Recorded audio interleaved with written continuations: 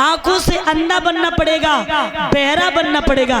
यानी कि अगर आगे बढ़ना है तो दुनिया पे ध्यान मत दो, क्योंकि लोग तुम अच्छा काम करोगे हजारों बुराइयां करेंगे, और अगर उनकी तरफ तुमने ध्यान दिया तो कभी आगे। क्योंकि भैया जब हम भागवत सीखते थे ना तो मेरी लोग बड़ा मजाक बनाते थे, बहुत मजाक बनाते थे।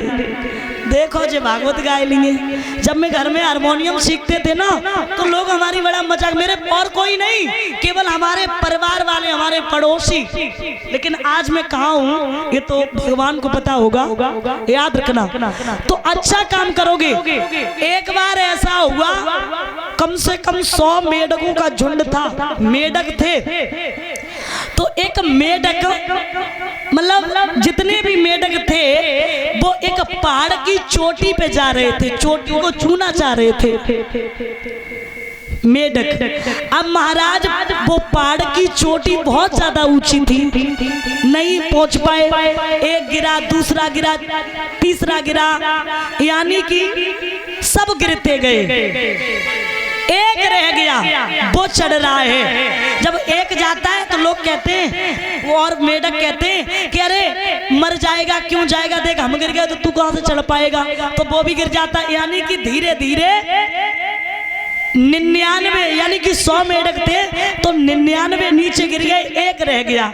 वो जा रहा है। जब वो जा रहा है तो और मेढक कह रहे अरे जब हम नहीं पहुंच पाए तो तू कैसे पहुंच जाएगा। लेकिन वो इशारा कर रहे नीचे से, वो समझ रहा कि ये जे कह रहे कि चढ़ जा चढ़ जा।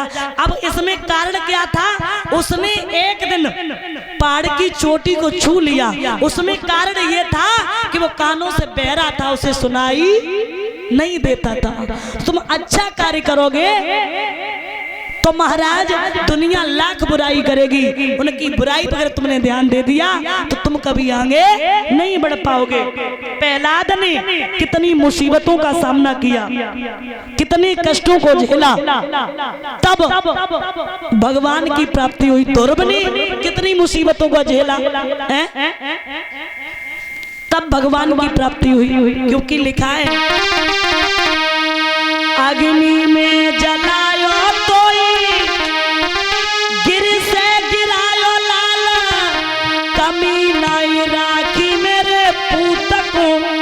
सताने में, हाथ न से कुछ लायो तोई, जहर भी पिलायो तोई, कमी नहीं राखी मेरे पूत को सताने में।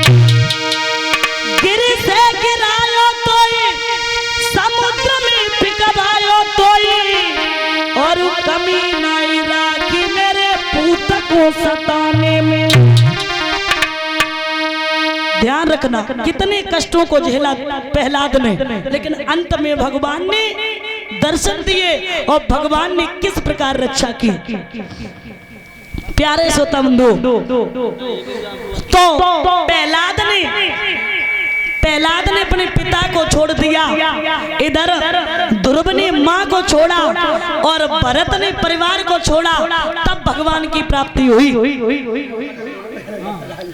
याद रखना। महाराज गौर करते हरिहर गंगा के किनारे बैठे श्री व्यास नंदन के पुत्र श्री सुखदेव भगवान महाराज परीक्षित को भगवान की बड़ी सुंदर लीलाएं श्रवण करा रहे हैं, बड़ी सुंदर लीलाएं श्रवण करा रहे हैं। लिखा है कि प्रहलाद की तीसरी पीढ़ी पे एक राजा हुए जिनका नाम था बहलोचन। इनके एक पुत्र हुआ जिसका नाम पड़ा बलि। अब परीक्षित जी ने सुखदेव भगवान से प्रश्न किया, जवाब दिया एक बात बताओ प्रभु, उसका नाम बलि ही क्यों पड़ा, ऐसा क्या कारण था उसका नाम बलि पड़ा। तो कारण ये था, सुखदेव भगवान परीक्षित जी को समझाते कि महाराज बहलोचन की पत्नी का कोई संतान पैदा नहीं होती थी। बहलोचन मरने के लिए वन में गए और जब मरने के लिए गए वहां एक संत आए। जब संत आए तो उन संत ने कहा आप क्या करने आए? बोले हम मरने के लिए आए, मेरे कोई संतान पैदा नहीं हुई। तो जवाब दिया आप लौट जाओ, तुम्हारी संतान अवश्य पैदा होगी, आपके संतान अवश्य पैदा होगी, आप लौट जाओ। एक फल दिया और कहा इस फल में हवा न लगने पाए अपनी पत्नी को खिला देना। फल को लेकर के चले, रास्ते में बड़ी तेज आंधी आ गई। उन्होंने विचार किया क्यों ना इस फल को हम ही खा ले।